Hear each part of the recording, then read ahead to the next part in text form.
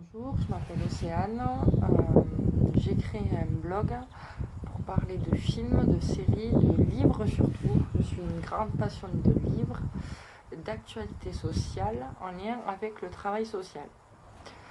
Je me suis dit qu'il fallait élargir le champ du travail social en parlant bien sûr des auteurs fondamentaux qu'on a comme Joseph Roussel, Philippe Gabeyran, François Tousquel, Ferdinand Deligny et j'en passe, en parlant aussi de psychologie avec François Dolto, avec Freud, avec des auteurs moins connus comme Nicolas Chazzus, en parlant aussi de philosophie comme Kant, Blaise Pascal, Spinoza, Nietzsche. Plus encore parce que j'ai une bibliothèque géante,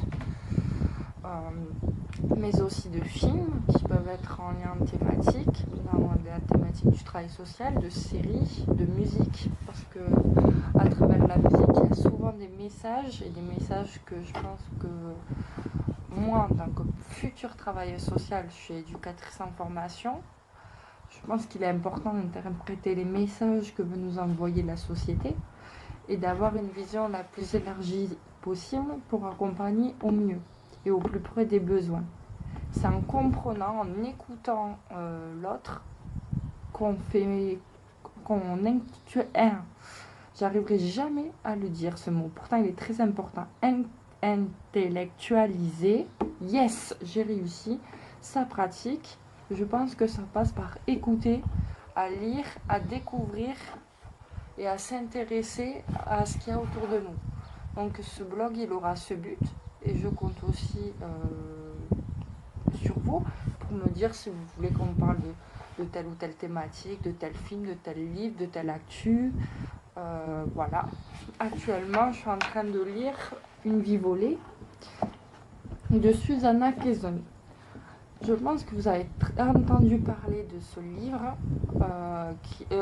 de ce film plutôt d'abord, parce que je pense que le livre est moins connu, de ce film qui parle d'une jeune femme de 18 ans qui va se retrouver hospitalisée dans un hôpital psychiatrique dans les années 70.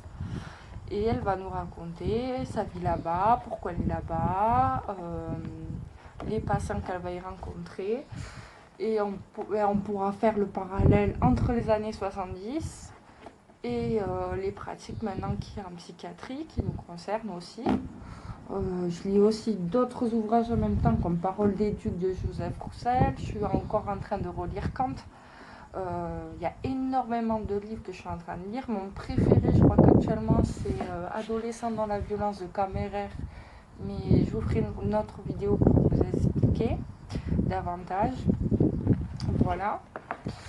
Et je vous ferai aussi une petite vidéo parce que sur mon blog, je me suis présentée, j'ai expliqué mon parcours professionnel, mais je n'ai pas dit comment j'étais rentrée en école d'éduc et surtout si j'avais fait une prépa ou une préformation. Et vous aurez la réponse dans la vidéo suivante parce que je trouve que c'est important qu'on parle de ces choses-là pour les futurs candidats, pour les étudiants, pour les professionnels qui ne sont pas au courant des choses qu'on peut faire avant de rentrer en formation et aussi pour lutter contre les discriminations dans le travail social, que ce soit dans l'institut de formation ou que ce soit à l'école.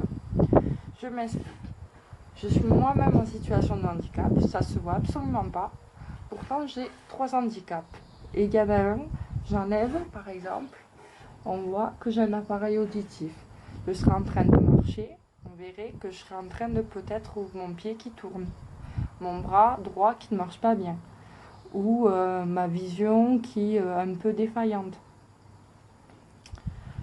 Et il y a des préformations justement